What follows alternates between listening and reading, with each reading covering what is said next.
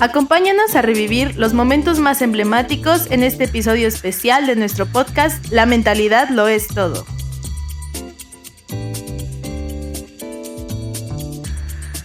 En la tanatología, a las personas que tienen una pérdida, se les explica que hay 5 procesos, uno tras de otro, y pueden variar en orden para que una persona llegue a superar una pérdida. El primer proceso es la negación, es decir, no aceptamos lo que nos está pasando.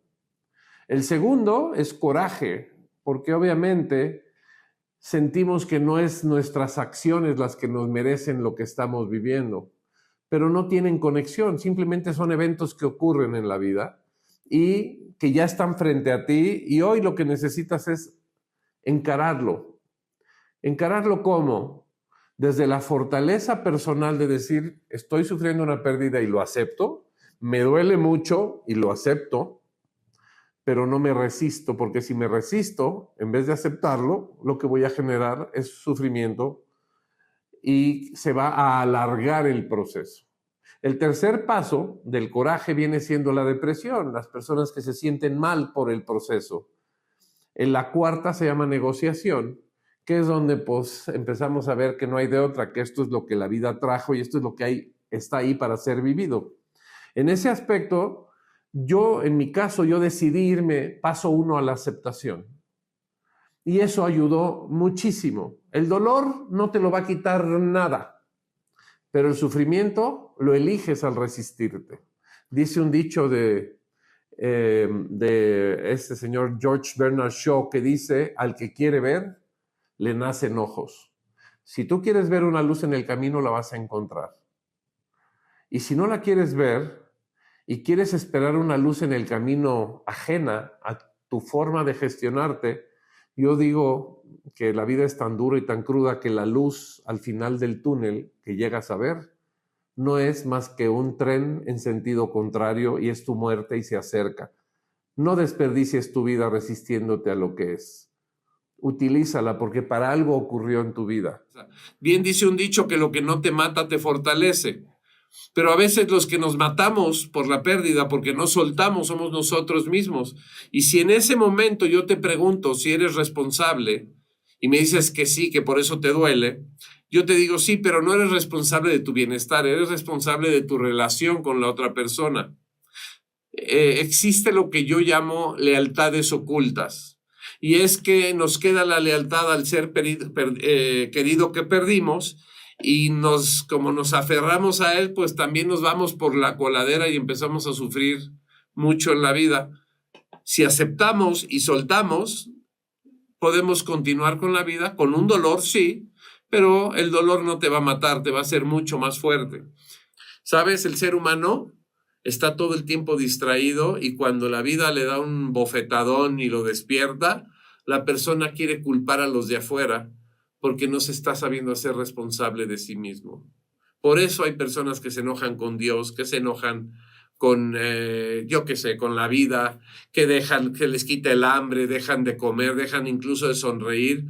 Y esa es la lealtad oculta de cómo, imagínate, yo como padre, me llegó a pasar que de repente me sentía yo culpable y decía yo, a ver, ¿por qué me siento culpable? Y luego llegué a la conclusión, bueno, me siento culpable porque yo sigo vivo y ya no está mi hija, como si estuviera mal que yo siga bien y ella ya no estuviera. Pues sí, pero yo haga lo que haga, ella no va a regresar. Entonces, aceptar y rendirme y dejar de luchar con lo que es, de verdad me permitió usar mi energía para salir adelante y para seguirme haciendo cargo de mi vida todavía con más intensidad, porque ahora sí, de cerquita la muerte me dio mis cachetadas y me hizo mostrarme que la vida es muy frágil y que nunca sabemos cuándo es el último día en que veremos a un ser querido. Por lo tanto, por eso no vale la pena andar con rencores, no vale la pena andar con resentimientos. Hay que hablarlo y hay que decirlo para que regreses a tu bienestar, porque nunca sabes cuándo es la última vez. Yo sé que muchas personas que se quedan mal después de la muerte de un ser querido son las que no comunicaron en vida lo que querían decir, no le supieron decir te amo, o perdón, o perdóname, o te perdono, o X, lo que sea, se quedan incompletas. Y eso es lo que genera el sufrimiento, quedarnos incompletos. ¿Tú qué le dirías, Susi, a alguien que pregunta que cómo puede saber si él realmente está sintiendo lo que debe sentir o no se lo está permitiendo? Porque yo le podría decir que se sabe en tu corazón. Tú sabes lo que estás diciendo, si es real y auténtico, no desde la imagen, sino desde lo auténtico. Y tú sabes Yo cómo hablo, estás. sí, totalmente, Sammy, perdón. Yo que me dedico y cuando empecé a estudiar imagen pública consciente, es quitar esos velos y esas máscaras. Ajá. No es que te quites el maquillaje o la manera de vestir. Cuando te sabes auténtico y podemos hacer algunas técnicas. Ahí está una del test muscular para que tu cuerpo te diga, te hable. O técnicas de bioneuroemoción para que tu cuerpo te diga si es tu verdad, si es que tienes dudas, si a lo mejor todavía no has trabajado tu intuición. Sin embargo, el de verdad en una meditación profunda contigo, porque meditar es orar contigo, Ujú. tener ese encuentro interior contigo y preguntarte, o sea, ¿estoy siendo genuino con esto? ¿Sí estoy viviendo mi dolor? Y rápido vas a sentir una sensación que te dice sí o no, estoy Yo sufriendo. digo que tu intuición te habla así, Susi. A nivel Ujú. preverbal, tu intuición te hace sentir "ujú" o sin palabras. O se siente bien como algo que quiero, o algo que va en contra de mis propias verdades. Cuando tenemos una pérdida, es muy común que la persona pueda caer en una depresión. Primero, porque pensamos que si nos corren es porque nosotros no valemos, o si perdemos el negocio, ¿qué cara le voy a dar a los que me rodean de que tengo una quiebra encima? Y sí, te puedo decir que al principio eso duele. Al final del día eso no te va a importar, lo que te va a importar es cómo vas a salir de esto. Entonces empieza a hacer un plan, piensa en el papel, usa varias hojas. Yo siempre recomiendo en una hoja de tamaño carta poner una T grandota y en una axila de la T pones todos los pros y en otra axila pones los contras y los vas valorando para que si tienes varias opciones puedas medirla conscientemente y objetivamente cuál es tu mejor opción.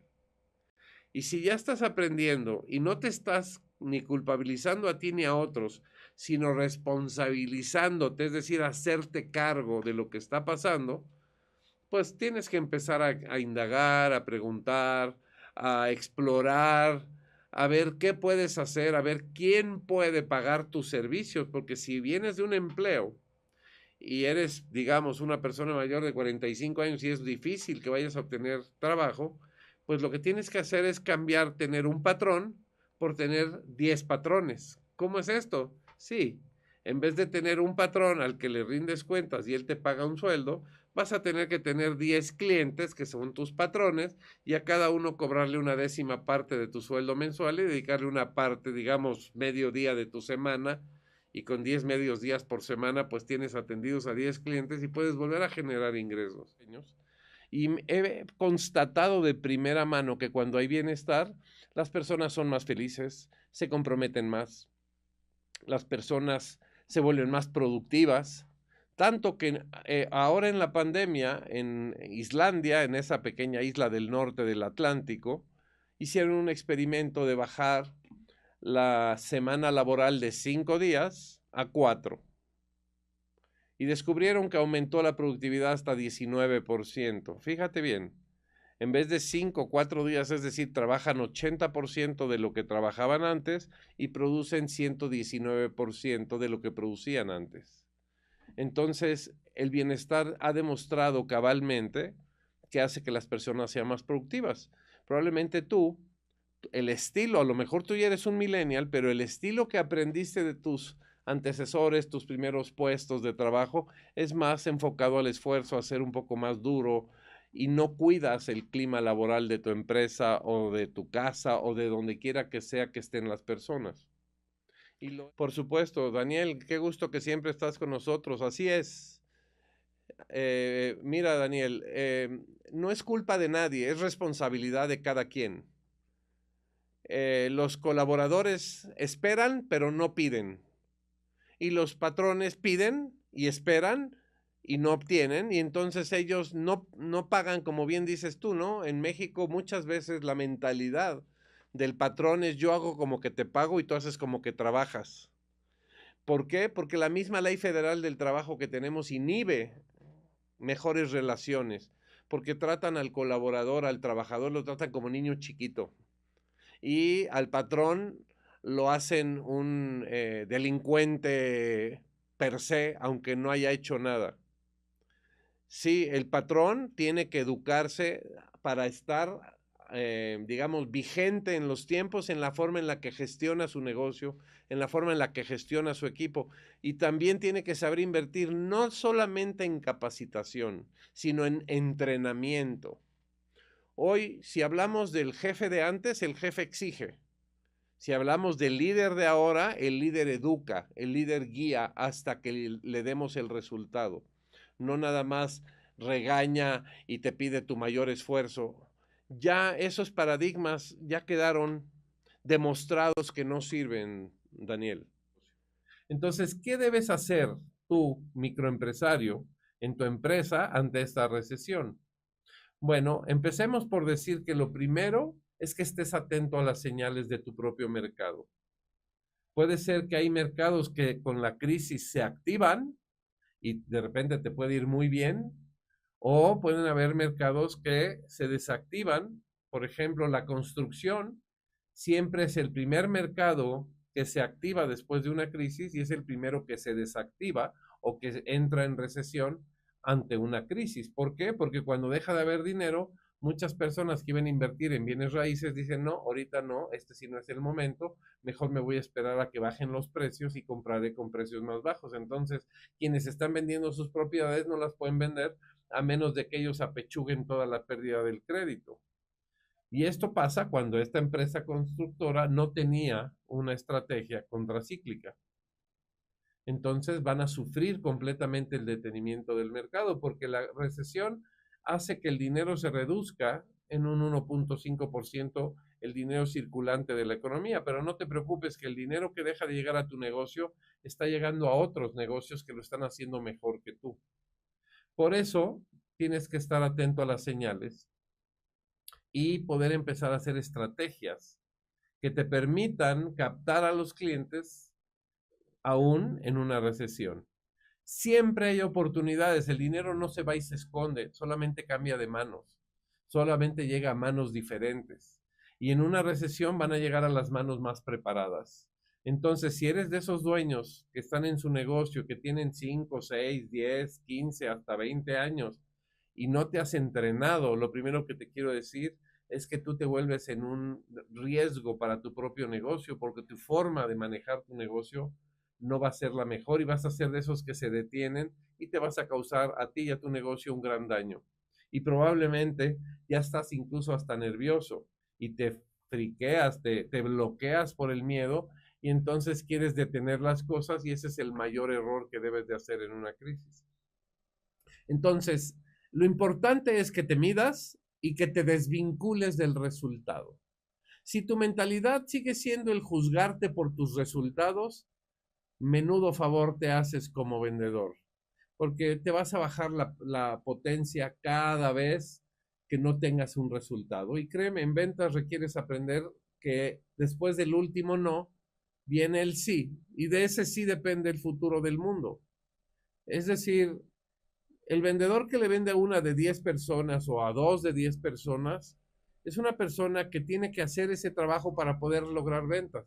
Solo muy pocos logran venderle al 100% de las personas y créanme que los podría contar con mi mano y me sobran dedos. Muy pocos han alcanzado la maestría para venderle a cada quien y generalmente son personas que están abocadas al servicio, no están abocadas a vender. Y es muy simple. Si yo te pregunto, ¿te gusta que te vendan? En mi experiencia, la gran mayoría me dice, no, no me gusta que me vendan. Pero luego les pregunto, bueno, ¿y a ti te gusta comprar? Y todos me dicen, sí, claro que me gusta comprar. Ok, entonces desde ese lugar, vender no debería de ser convencer al otro de que compre mi producto o mi servicio. Vender debería de ser, la definición de vender debería ser ayudar profesionalmente a que el otro me compre. Y eso implica un cambio en el enfoque que le da un vendedor. Esos vendedores que creen que tienen que ir a convencer, yo les llamo los permítame tantito, porque te empiezan a hablar de todo su rollo y ni siquiera te han preguntado si tú estás preparado para comprar, si te interesa su producto, etcétera. No es casi como cuando vas en la calle y se te acerca un vendedor en un semáforo. Estas personas piensan que lo que tienen que hacer es ir bajando el precio hasta ver en qué precio quedan las cosas. Y bueno, probablemente ellos crean que eso son las ventas porque esas son personas que requieren vender para comer. Pero los que quieren vender profesionalmente y no andan desesperados por sacar el dinero del día de hoy, tienen otra mentalidad porque ellos van a ir a crear una cartera de clientes y eso implica ir a crear relaciones. Entonces no puedes llevar prisa. Y en vez de que tú estés tratando de convencer a tu cliente, tu mentalidad debería ser de ver cómo lo sirvo. Y si yo logro que mi prospecto, la persona que tengo enfrente, perciba valor de lo que yo puedo hacer por él, la venta se va a dar automática. Hacer negocio implica pensar, implica escoger una estrategia, escoger un mercado, decir cómo atacarlo. No nada más es abrir y poner un puesto de marchante y decir ya tengo un negocio, porque la gran verdad es que muchos que no saben construir su negocio, lo que terminan es construyendo una cárcel personal de la cual nadie los puede correr porque es de ellos, pero de la que no se pueden ir porque no saben cómo construir algo que su equipo trabaje, lo que tienen que hacer ellos de primera mano y se la pasan apagando incendios. ¿Incendios de qué? Pues incendios de todo lo que no supieron planear o proveerle a su negocio para que éste funcione sin ellos. Otra cosa que es importante es que tengas habilidades directivas, sobre todo si vas a tener personas a tu cargo. Se requiere que desarrolles tu liderazgo, que sepas usar bien tu tiempo, que seas tú el responsable de los resultados, no el culpable, el responsable de tu negocio. Responsabilidad es la habilidad de dar respuesta. Entonces, tú que ser responsable es que tú causes lo que tu negocio necesita causar para que tú puedas verdaderamente construir, voy a decirlo de esta forma, una máquina que te imprima billetes, que es un negocio que haces que funcione para ti y no que lo dejes funcionando por ti. Y eso es un autoempleo, no es un negocio. Luego, ya que tienes claro lo que quieres crear, tienes que planear tus acciones y presupuestar. No hay nada que quiebre más a un emprendedor que el que no se preparó financieramente para tener un negocio que no probablemente desde el inicio gane dinero. La verdad es que muchos negocios pueden tardar en ganar dinero 2, 3 meses y hay unos que no se preparan, se van quedando sin dinero, empiezan a sufrir y ahora les dices, oye, ¿por qué no haces esto? No, déjame que tenga dinero. Y eso es algo así como espérate a que la chimenea me dé calor para ponerle leña. Tienes que estar preparado con los recursos que requiere tu negocio y planear en qué tienes que gastar y llevar un control.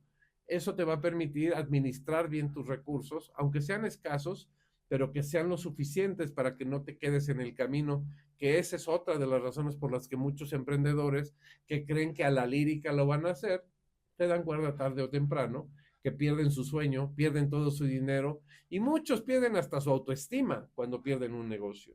Muchos no. Entonces, una vez que empiezas a superar el miedo por actuar, te digo, el mentiroso de mi mente que me decía que no lo iba yo a hacer y todo, cuando me puse en acción no tuvo más que ponerte el cinturón de seguridad y ver lo que iba yo a hacer.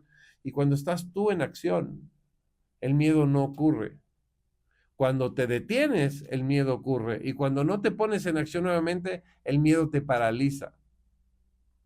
El secreto para el miedo es la acción. Y ya sé que me vas a decir, sí, pues sí, para ti es muy fácil decirlo, pero cuando estoy viendo algo que, sí, yo sé que puedes estar viendo y se te muestra que todo está muy peligroso, pero solo se te muestra, no necesariamente es tan peligroso como te estás imaginando. Pero nuevamente te pido, no me creas, ve a tu vida y pruébalo con miedos chiquititos y luego ve subiéndole el calibre del miedo y cada vez miedos más grandes. Toma práctica y vas a ver cómo más fácilmente cada ocasión vas a empezar a poder superar miedos. ¿Y qué sigue de esto?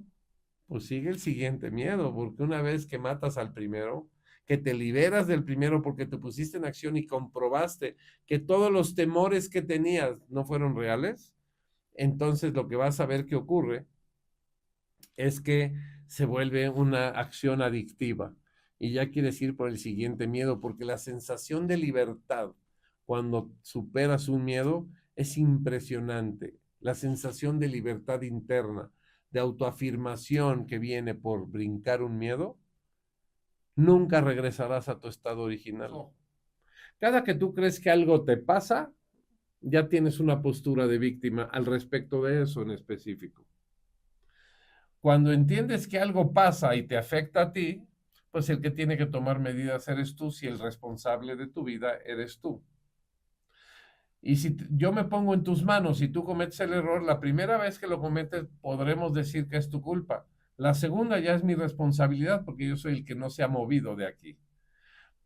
¿Y por qué digo yo soy el que no se ha movido? Porque si yo soy el líder de mi vida, el que asume las acciones soy yo. Y si yo asumo acciones, puedo estar confiado porque sé que yo me encargo de que las cosas vayan como yo quiero. Y además de que me vivo como el dueño de mí mismo y de ser confiable, en vez de ser el culpable, soy el responsable. Es decir, soy el que tiene la habilidad de dar respuesta, responsabilidad. Entonces yo puedo vivirlo de esta forma y puedo entender que para muchas personas es una muy buena táctica hacerse la víctima. Por supuesto que todos nos hacemos las víctimas porque reditúa.